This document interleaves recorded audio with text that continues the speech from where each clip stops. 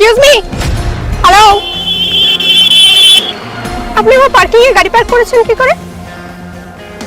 ওটা তো আপনার একার পার্কিং নয়, ওটা আমারই পার্কিং। গাড়িটা ওখান থেকে সরিয়ে দিন। দেখুন আপনি প্রথমত ভদ্রভাবে কথা বলুন, ঠিক আছে? আর ওটা আপনার একার পার্কিং নয়। আমি এখন অভদ্র আপনাকে করলাম, চুপচাপ ওখান থেকে গাড়িটা সরিয়ে দিন। দেখুন আপনি একটা মেয়ে হয়ে এরকম করে আমার গায়ে হাত তুলতে পারেন না, এটাকে অসভ্যতামি বলে।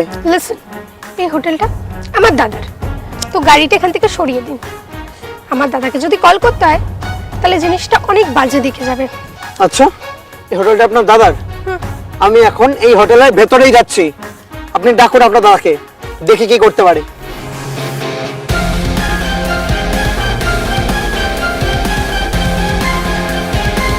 হ্যালো, হ্যাঁ দাদা, একজন আমার পার্কিং এ গাড়ি পার্ক করে দিয়েছে, এন্ড আমি যখন রিকোয়েস্ট করলাম উনি আমার কথা তো শুনলোই না, উল্টা মিসবিহেভ করলো। তুই প্লিজ এসে এটা হ্যান্ডেল করো। বল কোথায় গেছে সে?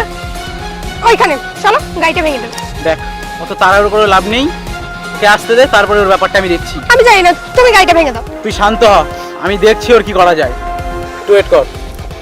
এই যে এই 1.5 ফুটি আমার এটা, এই গ্রামের ভূতটাই। স্যার আপনি এখানে? আপনি আসবেন আগে তো আমাকে জানাননি আপনি। তুমি এই গ্রামের ভূতটাকে স্যার কেন বলছো? হ্যাঁ ঈশান, এই হোটেলে কিছু কাজ ছিল আমার আজকে, তাই জন্য এসেছিলাম। তুমি স্যার কেন বলছো? তুই কার সম্বন্ধে কি বলছিস জানিস? তুই জানিস উনি কে? উনি এই হোটেলের ওনার, আর আমি ওনার আন্ডারেই এই হোটেলে কাজ করি। ঈশান, এটা কি হয়? স্যার এটা আমার বোন হয়। ক্ষমা চা স্যারের কাছ থেকে এখনই, সরি, ভালো করে ক্ষমা চা। I am so sorry. তোকে এতদিন আমি যার কথা বলছিলাম তুই জানিস সেটা কে?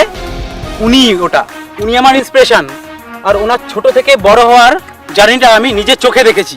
স্যার ওর হয়ে আমি আপনার কাছ থেকে ক্ষমা চেয়ে নিচ্ছি। না না ঈশান, ও তোমার বোন হয় মানে আমারও বোন হয়। আর বোন, তোমাকে তো আমি ক্ষমা করে দিয়েছি, কিন্তু তোমরা শহরের মেয়েরা গ্রামের ছেলেদেরকে এত ছোট করে কেন দেখো? আর তোমরা আমাদের পোশাক দেখে আমাদেরকে জাজ করছো। আজকে এই গ্রামের গেয়ে ভূত এগুলো আছে বলেই না তোমরা খুব সহজেই খাবারগুলো বাড়ির সামনে পেয়ে যাচ্ছ।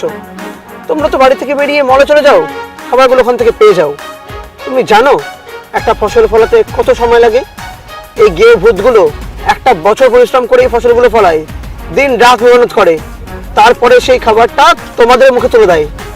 বোন, নিজেকে পরিবর্তন করো, নিজের চিন্তা ভাবনা মানসিকতা চেঞ্জ করো, আর বড়দেরকে সম্মান করতে শেখো। ঈশান, তোমার বড়কে তুমি ক্ষমা করে দিয়েছি, আর আই প্রাউড অফ ইউ। তোমার শিক্ষায় বোনকে শিক্ষিত করো। আসছি। স্যার